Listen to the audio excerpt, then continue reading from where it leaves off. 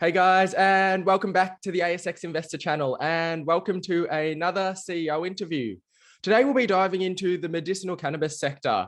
It's an interesting one. We know that there's a significant runway up ahead, and it's an industry that continues to grow. And today we'll be unpacking the story of Cann Group.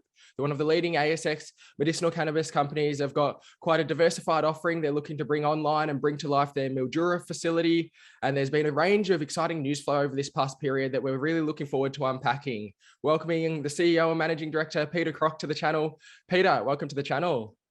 Terrific. Great to be along today.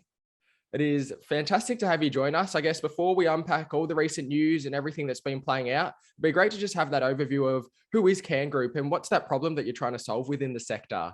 Cann Group are a long-standing player in this medicinal cannabis space. Funnily enough, today is the 6th anniversary of me starting with Cann Group back in 2016, which was just after the legislation was tabled in Parliament in February of 2016 and before the Office of Drug Control came into effect later that year. So Cann were an early mover in the space, had started off on the back of the Victorian push, and the Victorian Law Reform Commission sort of got the ball rolling for the overall industry and on how to provide access for patients to medicinal cannabis.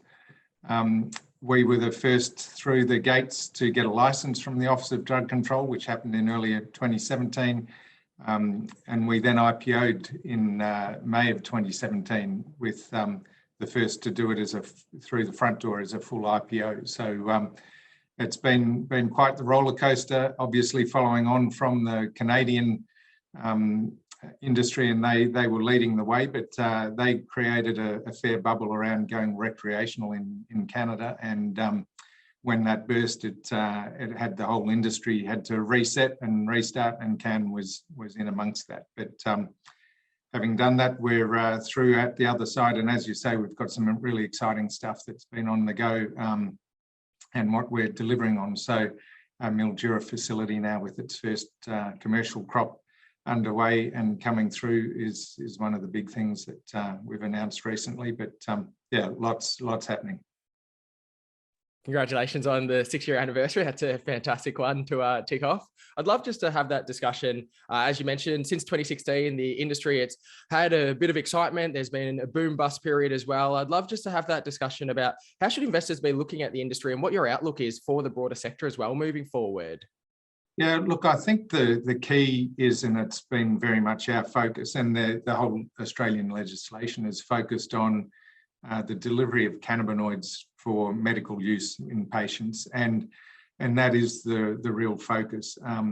Everyone knows because of prohibition, there's not been a lot of work done in terms of clinical trials around the use of cannabinoids in medicine, but we're also well and truly aware that there's a lot of cannabis being used around the world, and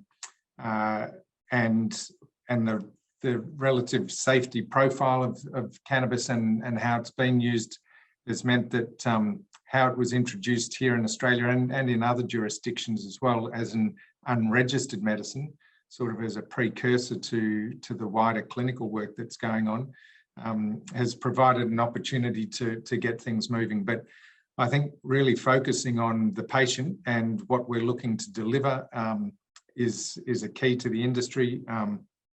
A really important part of that is giving patients and doctors confidence that the industry is establishing in properly, so that it's seen as truly as a legitimate pathway to get cannabinoids to patients, and that's a big focus for us. So yes, there was an early rush into it, and you know, there's been a lot of hype around the space as to what it means, but fundamentally patients are benefiting from access to cannabinoids now, and ensuring that pathway and getting that streamlined is very much a focus for the industry.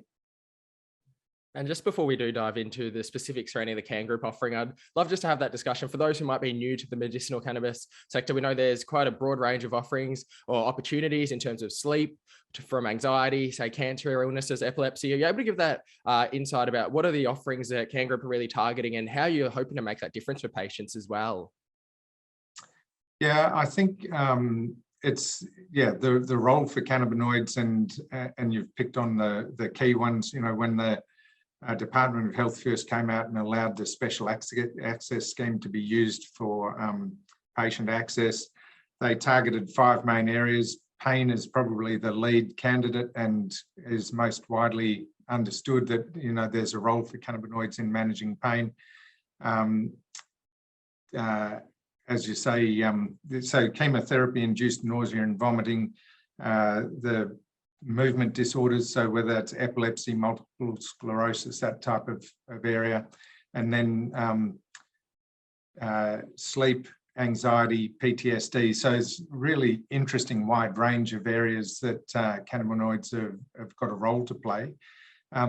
Delivering them for use in those areas comes back to doctors' preference is to have a medicine that looks and feels like something they normally prescribe. So the idea of smoking cannabis isn't high on the agenda for any Australian doctors, that's clear. But interestingly, people who have been self-medicating for some time, having access to a dry flower product that's produced under Australian standards, GMP, so it's known to be safe in terms of both contaminants from everything from heavy metals through to aflatoxins, ochratoxins.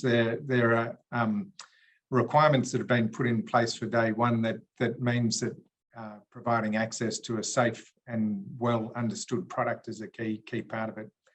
In terms of Cann's focus around that, is obviously starting with the cultivation and production at scale. So our objective all along has been to produce product that can compete globally in terms of allowing access for patients to a GMP product that's been produced at scale, though, and we can provide affordable medicine that way.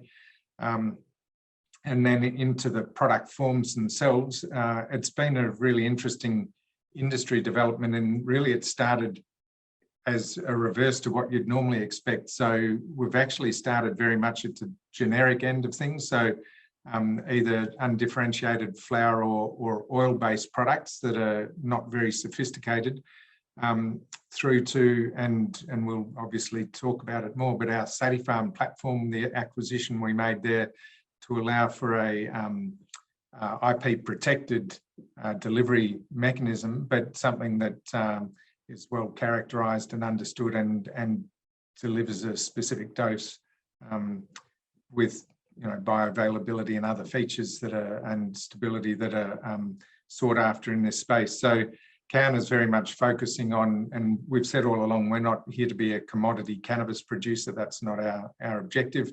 We are looking to provide something that looks and feels like a medicine that doctors are comfortable prescribing and understand what it is they're prescribing. Yeah, I appreciate that overview, and that's fantastic. I guess that naturally leads us into the Cann Group offering itself in terms of the different components. As you've mentioned, there's a few different moving parts. The Satipharm acquisition is a really interesting one in terms of potential distribution. Obviously, the Mildura facility looking to come online. Can you give that overview about what are those different components and how you're looking to go to market with them? Yeah, so the probably starting at the Mildura end, so our production capability there, which is going to be fully integrated end to end from cultivation, and really our focus there is around cannabinoid production, efficient cannabinoid production, so milligrams of cannabinoids per square metre per day, in a very sophisticated controlled cropping environment, so fully controlled environment, which allows us to get reproducibility and consistency of production. But interestingly, is being fed through a genetics development program that is going to be, or is already world leading in terms of the capability and what we have access to from a science perspective here in Australia and in Melbourne, and having a commercialisation pathway for that. So that's where we're focusing on taking the genetics through and delivering it through a controlled cropping environment. So starting at that end, and we haven't talked about the different cannabinoids, but everyone would be aware of the two headline acts being CBD and THC. And so, but interestingly, there's a whole raft of, and people talk about entourage effect and a combination of cannabinoids being important in medical application as well. So some really exciting moving parts that we're working with around that end of it. And then through into, as I say, a GMP, so good manufacturing practice is a requirement under the Australian legislation. So as controlled by the TGA, the Therapeutic Goods Administration, producing to a pharmaceutical grade is a requirement for anyone producing medicinal cannabis products here in Australia. So and there've been some interesting moves around that we'll talk about as well in terms of the requirements for GMP for imported products. But having that capability integrated into what we're doing is a key part of it. And the Satipharm platform that we've acquired, and we have the global rights to the delivery of cannabinoids using that platform, and particularly for us bringing it to Australia where we can bring THC into the mix is a really important part of that for our future product development. But as you probably know, we're starting in our first candidate we're taking through a product registration is the low-dose CBD for the S3 registration here in Australia. So that's a key focus for us. But we will also be using that platform to deliver other products and eventually look at the possibility of an S8 or S4 registration for other forms of cannabinoids in that platform, on that platform.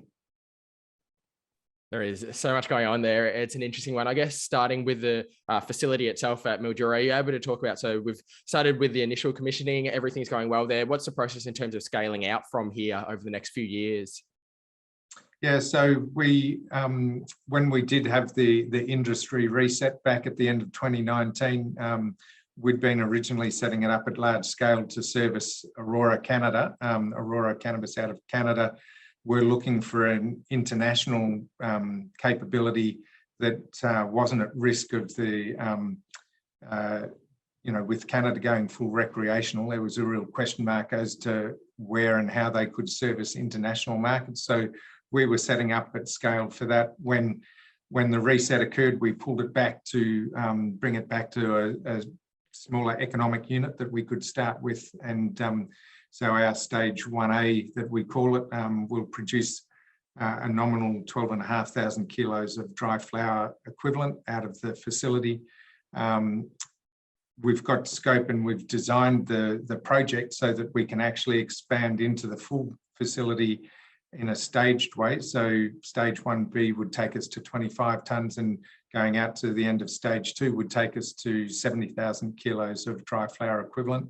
So we've got that scalability available ahead of us, and it's been designed that we can expand and or have that expansion program run in parallel to our ongoing cultivation. So it's designed that it won't interrupt our first stage, which is really important, because continuity of supply is one of the key things that patients are looking for, and that's part of what we're looking to deliver through this capability.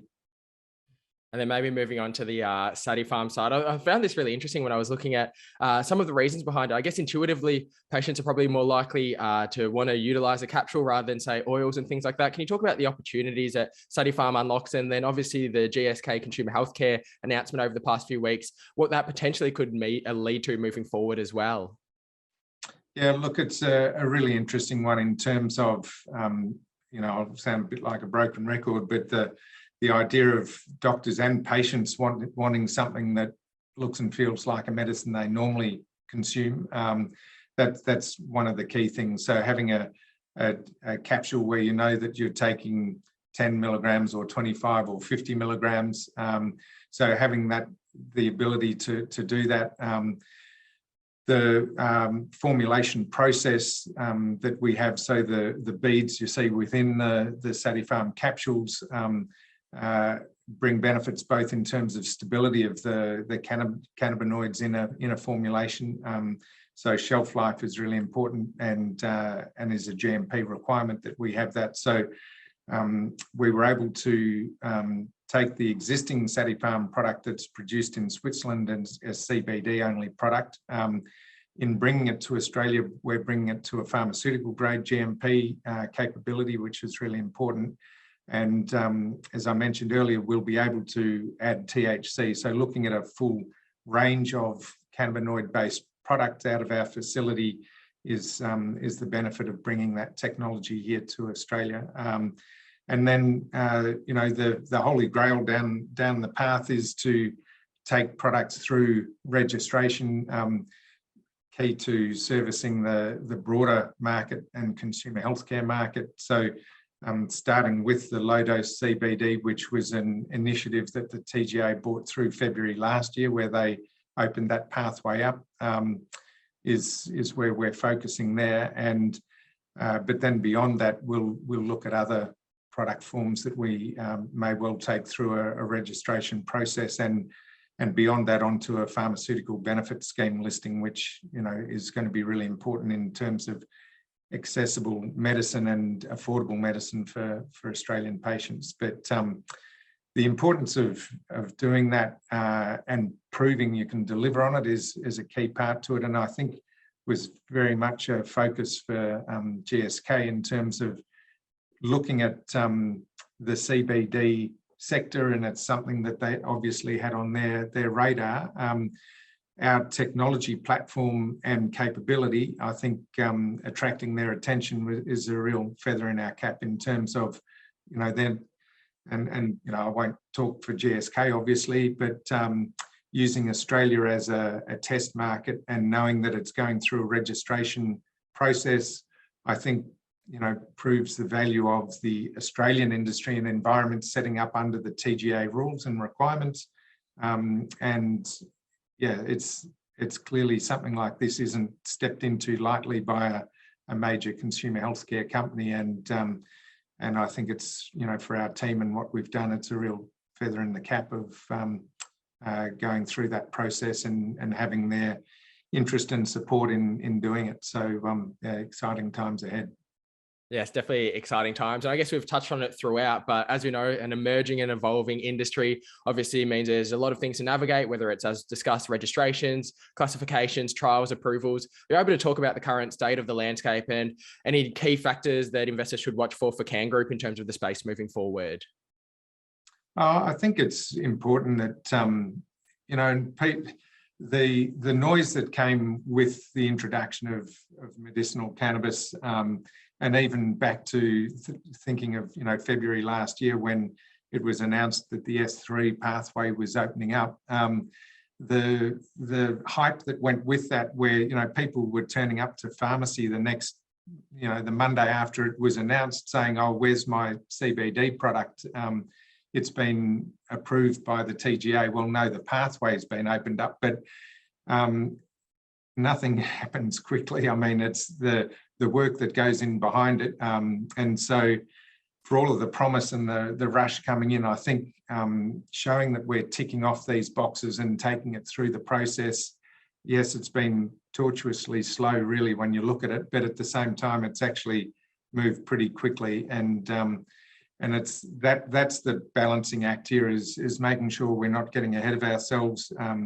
We're doing it properly and creating something that's sustainable and that patients and doctors can trust. So delivering on that is clearly what we're aiming to do. And it's interesting how everything is starting to fall into place, and the announcements have sort of happened one after the other recently around our first commercial crop going into Mildura and various things all landing at the same time. We've still got, major gates to get through ahead of us with, as you say, clinical trials, registration process. So there's still a lot more work to do. But I think the fact that we've from day one set up to do it properly is a key part of that. So it has been a slow process. We have had some major headwinds on the way through, throw in a global pandemic and a few other things just to make life a bit more interesting. But I think credit to the team that they've really stuck at it, and we're delivering.